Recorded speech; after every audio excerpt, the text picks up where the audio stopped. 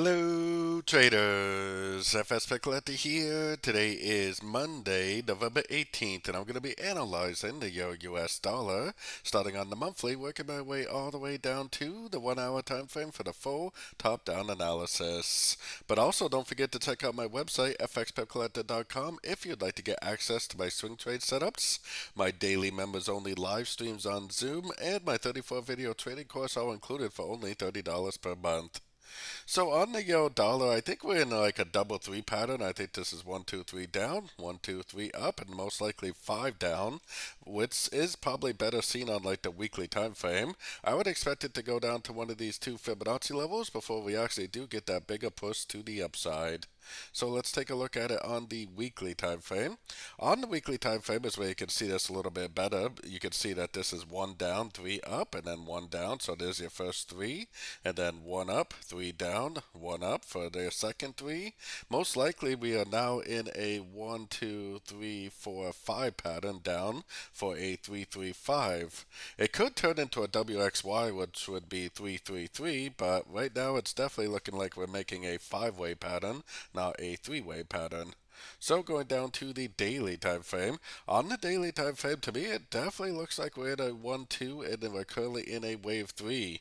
If this really is a wave 3, which it looks like it is, then we have a lot of downside potential.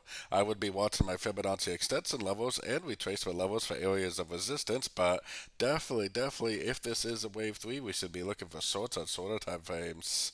Heading down to the 4-hour time frame. So for me, the validation that this is not going down anymore is right here. If price breaks that, then I will definitely stop looking for shorts and start looking for longs. But as of right now, like I said, I believe we're in a wave 3, and if this is a wave 3, then we have a lot of downside potential left.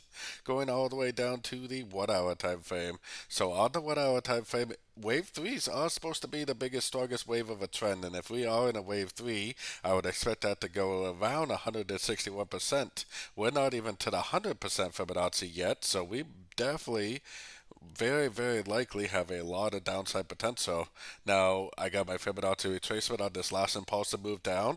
I personally would be looking for shorts. I'd be looking to go short there. I'd be looking to go short there. And if it does pop up again and make an engulfing move down at a Fibonacci retracement level, then I would definitely go short again for the continuation of the downtrend possibly.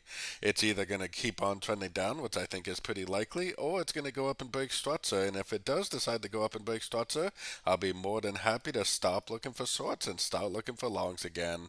But I think that the trend is down. I think we're in a wave 3, which means we have most likely a lot of downside potential. So don't forget to join my free Discord group, which is linked down here in the corner. And as always, thank you and happy trading.